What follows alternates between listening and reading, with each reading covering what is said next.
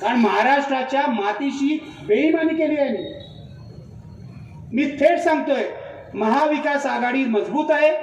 महाविकास आघाडीचा उमेदवार जरी बरा नसला तरी यावेळेला त्याला मत द्या. त्याला कसा सुधारायचा आपण बघू. पण यावेळेला पर्याय फक्त महाविकास आघाडी. आणि मी नागरिक म्हणून सांगतोय, नागरिक म्हणून हे तुम्हाला सांगतोय, कारण जर तुम्ही भाजपला मत दिलं तर महाराष्ट्राची शक्ल होतील.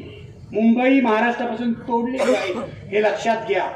तुम्हाला जर हे चालणार असेल तर तुम्ही जरूर करा. मला काय फरक नाही पडत. माझं वय 65 वर्ष आहे. माझं सगळं झालेलं आहे. आता जगण्यापुरते पैसे आहेत. तुम्हाला जर खड्ड्यात घालायचं असेल महाराष्ट्रात तर घाला, पण मला स्वस्त बसवत नाही.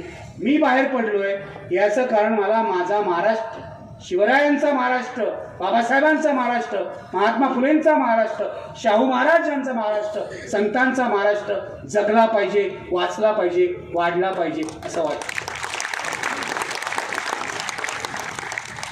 आणि ते तरुण माणसं जी बसली आहेत, मला फेसबुकवर दिसतं भगतसिंगच्या जन्मदिवशी आणि भगतसिंगच्या पुण्यतिथीला भगतसिंग भगतसिंग भगतसिंग टाकतात.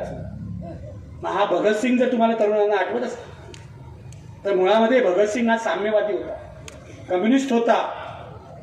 त्यांनी जी जीवाची बाजी लावली तशी लोकशाही वाचवण्यासाठी जीवाची बाजी लोकशाही पद्धतीने, अहिंसक पद्धतीने लावायला तयार राहा. भगतसिंगचा हिंसेला विरोध होता. त्यांनी जी हिंसा केली ती अपवादात्मक हिंसा होती, हे लक्षात घ्या. आपल्याला कोणत्याही प्रकारची हिंसा करायची नाही, शांततेने सगळं करायचं आहे. पण महाराष्ट्राच्या मुळावर उठलेल्या या 2 गुंडांचा आणि त्यांच्या गुलामांचा पराभव करायचा आहे. एवढं कळकळीचं आवाहन करतो. तुम्ही ऐकून घेतलं याबद्दल धन्यवाद. जरा खोलात जाऊन राजकारण बघा. Thank you very much. एकदा फक्त निर्भय बनवची घोषणा देऊया.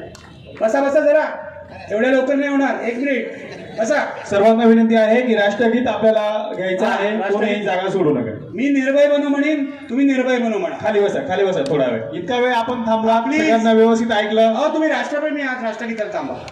मी निर्भय बनू म्हणेन, तुम्ही निर्भय बनू म्हणा माझ्या नंतर.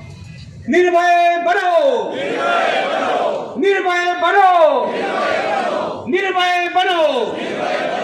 थँक्यू. धन्यवाद निखिल सर. सर्व